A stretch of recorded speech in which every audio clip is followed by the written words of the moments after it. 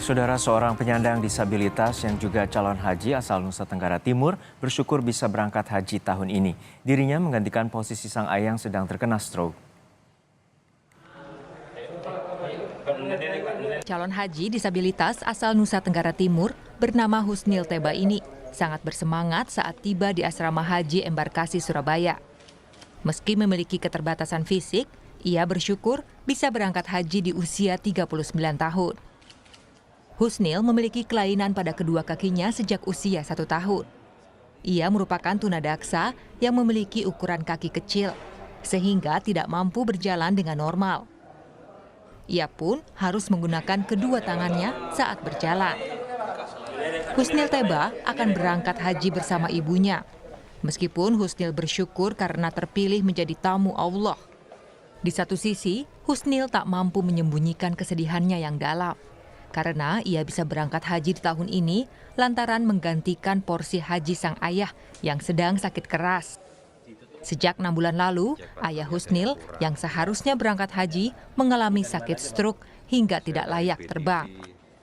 Husnil pun akan terus mendoakan ayahnya agar dapat kembali pulih dan diangkat penyakitnya oleh Allah Subhanahu wa Ta'ala. Ya, kalau dipanggil oleh Allah, apapun yang terjadi saya tetap tempuh. Nanti gimana di sana, nanti seperti apa nanti kalau menjalani ibadahnya? Doa khusus. Doa khususnya itu ya buat ayah saya yang lagi sakit, keluarga di kampung. Ya sembuh, sehat selalu, biar aktivitas seperti biasa. Pemerintah melalui petugas haji Kementerian Agama memiliki sejumlah petugas yang akan membimbing disabilitas dan lansia di Tanah Suci. Namun Husnil menyebut bahwa dirinya akan berjalan mandiri tanpa menggunakan kursi roda, karena ia masih mampu beraktivitas dengan kemampuan dirinya. Husnil pun selama ini memang tidak lagi bergantung pada orang lain, dan ia bahkan telah sukses berbisnis dengan membuka toko barang-barang elektronik. Mahendra Triginanjar, Kompas TV, Surabaya, Jawa Timur. Jemaah haji khusus Patuna melakukan city tour ke lokasi bersejarah selama di Madinah. Kita simak perjalanan menariknya bersama jurnalis Kompas TV, Pradaris Lesmana dan Yasir Neneama. Selama di Madinah, jemaah haji khusus Patuna mengikuti city tour ke sejumlah lokasi bersejarah dalam Islam. Hari ini saya berkesempatan untuk mengunjungi Jabal Uhud dan Masjid Quba. Lokasi pertama yang kami datangi adalah Jabal Uhud. Disinilah terjadi perang Uhud antara kaum muslimin yang dipimpin Nabi Muhammad dengan kaum kafir Quraisy. Para jemaah haji juga diajak berziarah ke makam para syuhada atau pejuang perang yang wafat dalam perang Uhud. Salah satu syuhada yang gugur di perang Uhud adalah paman Nabi Muhammad, yaitu Hamzah bin Abdul Muthalib. Lokasi selanjutnya adalah Masjid Quba. Jaraknya sekitar 15 km dari Gunung Uhud. Arsitektur Masjid Quba didominasi warna putih. Masjid ini dipercantik dengan menara masjid yang berjumlah 4 pilar di setiap sudut Masjid Quba. Masjid Quba ini adalah masjid pertama yang didirikan Rasulullah Shallallahu Alaihi Wasallam saat hijrah ke Madinah. Masjid Quba ini adalah masjid yang didirikan oleh Rasulullah SAW ketika hijrah dari kota Mekah menuju kota Madinah. Nah, pahala sholat 2 rakaat di masjid ini sama dengan pahala umroh. Dengan banyaknya kemuliaan dari Masjid Quba, jemaah haji yang berkunjung ke masjid ini pun tidak mau menyia-nyiakan waktu untuk sholat sunnah di Masjid Quba. Syukur alhamdulillah, senang rasanya saya bisa menunaikan sholat sunnah 2 rakaat di Masjid Quba. Mudah-mudahan senantiasa mendapatkan berkah dari Allah Subhanahu wa Ta'ala, dan kita berharap semoga kita tetap diberikan kesehatan dan keberkahan. Amin ya Rabbal Alamin. Mengunjungi Masjid Quba tidak lengkap bila tidak mengabadikannya dengan berfoto bersama. Karena arsitektur masjid ini begitu cantik, dikelilingi dengan pemandangan yang indah. Pradaris Lesmana, Yasir Neneama, Kompas TV Madinah, Arab Saudi. Untuk mengetahui kondisi terkini jemaah haji di Mekah, Arab Saudi, kita sapa jurnalis Kompas TV, Yasir Neneama. Assalamualaikum Yasir. Waalaikumsalam. Ya, Yasir, untuk saat ini calon jemaah haji Indonesia telah tiba ke Mekah. Lalu seperti apa pemeriksaan calon jemaah haji Indonesia di sana?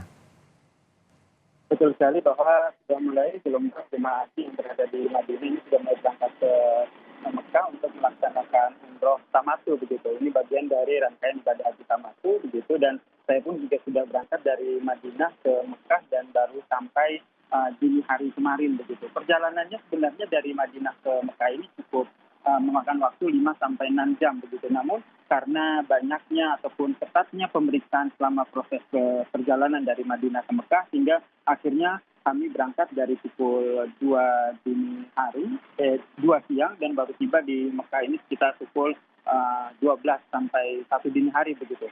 Ini bukan karena kemacetan, tapi memang proses pengecekan yang dilakukan oleh pemerintah Arab Saudi.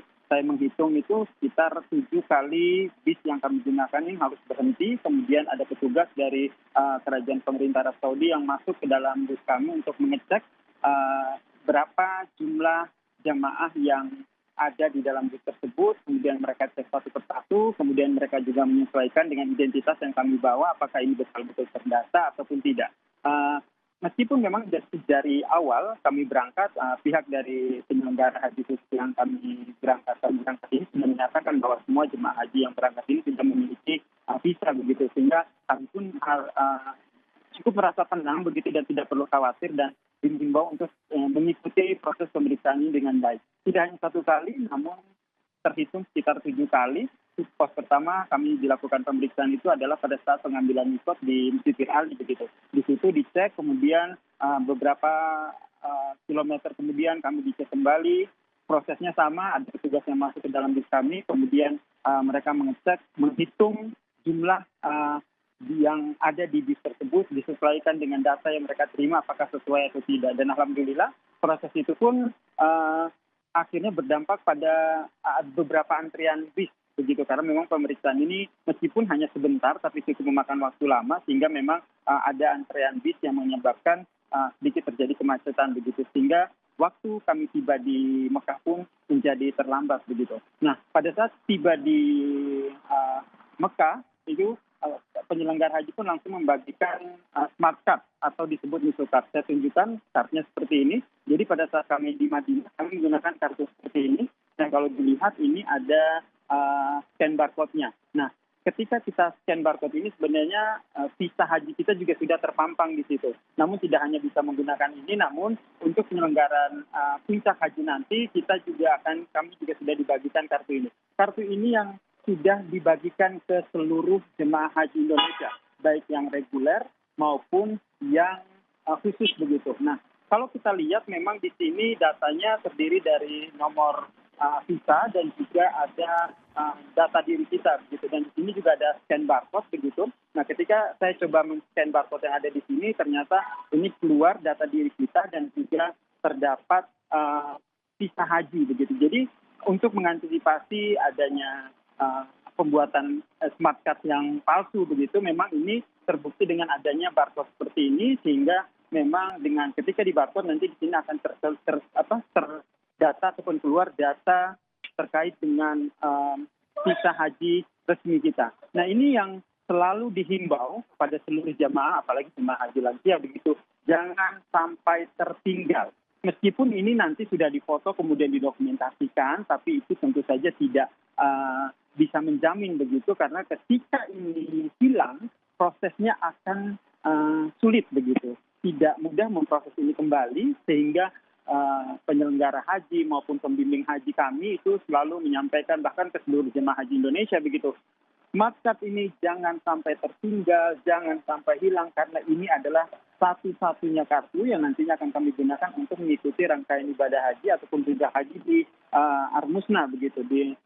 Nah, ini yang benar-benar selalu disosialisasikan kepada kami, Juno. Nah, selain itu memang kondisi di Mekah sendiri sekarang sudah mulai padat begitu, karena semua rombongan haji yang berada di Madinah sudah mulai berangsur-angsur bergerak menuju ke Mekah begitu. Tidak hanya jemaah haji khusus, namun tadi kami pantau juga jemaah haji reguler juga sudah mulai tiba di Mekah, kemudian mereka pun juga mulai melaksanakan umroh gitu. Kalau seandainya masuk dalam rangkaian ibadah haji tamatu, berarti mereka akan melaksanakan umroh yang merupakan bagian dari ibadah haji tersebut. Nah, ini yang menyebabkan memang kondisi di Mekah, Arab Saudi sudah semakin padat karena kalau kita lihat tidak hanya jemaah haji Indonesia begitu, tapi hampir seluruh jemaah haji dari seluruh dunia sudah mulai berkumpul di Mekah karena sambil menunggu waktu untuk menuju ke puncak haji. Biasanya dalam jeda waktu ini kita dihimbau untuk melaksanakan amalan-amalan sunnah begitu. Tidak hanya melakukan umroh wajib, namun kita juga bisa untuk melakukan umroh lagi. Kalau di rombongan haji saya, insya Allah nanti esok hari akan melakukan rangkaian umroh kedua. Selain itu juga nanti kita juga dihimbau untuk melaksanakan ibadah sunnah yang lain, seperti kita bisa tawaf lagi di Masjidil Haram dan juga melakukan ibadah sunnah yang lain. Nah, terkait dengan tawaf ataupun sholat di area Ka'bah ini juga ada aturan terbaru di mana bagi laki-laki yang ingin melaksanakan sholat langsung menghadap ke Ka'bah, satu lantai dengan Ka'bah, itu diwajibkan menggunakan pakaian ihram. Begitu sehingga nanti pada saat masuk ke Masjidil Haram itu tidak langsung boleh masuk, tapi dicek dulu nih yang kaum prianya apakah mereka menggunakan pakaian ihram atau tidak. Untuk yang wanitanya tidak dicek, namun untuk yang laki-lakinya dicek. Jika menggunakan kain ihram baru dipersilakan masuk untuk melakukan tawaf, kemudian melakukan ibadah sunnah lainnya di Mekah. Baik, terima kasih atas laporan lengkap Anda, jurnalis Kompas TV, Yasir Neneama, langsung dari Mekah, Arab Saudi. Dan saudara, diduga masih adanya ribuan anggota jemaah asal Indonesia menggunakan visa umroh belum kembali ke tanah air. Pemerintah Arab Saudi mengerahkan kepolisian untuk melakukan razia besar-besaran di sekitar kota Mekah. Jemaah yang kedapatan melanggar aturan dikenakan sanksi denda penjara dan deportasi hingga dimasukkan dalam daftar hitam selama 10 tahun oleh otoritas setempat. Ribuan anggota jemaah calon haji Indonesia menggunakan visa haji terus berdatangan memasuki Mekah, Arab Saudi. Mereka melakukan umroh wajib sebagai rangkaian dari ritual haji. Kenyamanan ibadah haji tahun 2024 menjadi terganggu dengan adanya 37 warga Indonesia ketangkap menggunakan visa haji palsu. Kini mereka sudah diamankan kemudian dideportasi ke Indonesia. Pasca kejadian tersebut, pemerintah Arab Saudi terus gencar melakukan razia gabungan di sekitar kota Mekah karena ribuan anggota jemaah calon haji Indonesia menggunakan visa umroh yang belum kembali ke tanah air. Mereka disinyalir sengaja tak pulang agar dapat turut menunaikan ibadah haji pada 15 Juni nanti. Padahal Kementerian Haji dan Umroh Arab Saudi menegaskan, jemaah pemegang visa umroh diminta segera meninggalkan Mekah sebelum visa kadaluarsa. Jika melakukan pelanggaran, pemerintah Arab Saudi akan mengeluarkan sanksi ancaman berupa denda, penjara, deportasi hingga dimasukkan dalam daftar hitam selama 10 tahun yang sudah ditegaskan pemerintah setempat. Untuk mengantisipasi masuknya jemaah memakai visa non-haji, kepolisian Arab Saudi terus memperketat beberapa jalan menuju masuk Mekah atau area tertentu seperti Mina, Arafah, Musdalifah, serta stasiun kereta Haramain di Rusaifah dan titik transit utama mulai tanggal 2 hingga 20 Juni 2024 mendatang. Orang-orang yang umroh tapi belum pulang dari Indonesia, saya setuju. Tetapi di sisi lain bahwa mereka niat untuk ibadah, kita hormati. Tetapi ada hal yang harus dilakukan bahwa itu menyalahi aturan pemerintah Saudi. Jadi kami mohon untuk segera pulang dan meninggalkan Arab Saudi ini. Kenapa?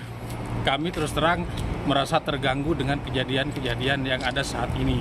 Dan itu sangat-sangat mengganggu kami calon jamaah haji untuk beribadah secara khusyuk dan nyaman. Pemerintah Indonesia telah mengimbau dan mengingatkan kepada masyarakat untuk sabar dan taat regulasi. Selain itu, pemerintah harus tegas menindak Biro Perjalanan Umroh yang diketahui sengaja menjanjikan jemaahnya untuk bisa sekalian haji. Dede Ibin, Kompas TV, Mekah, Arab Saudi.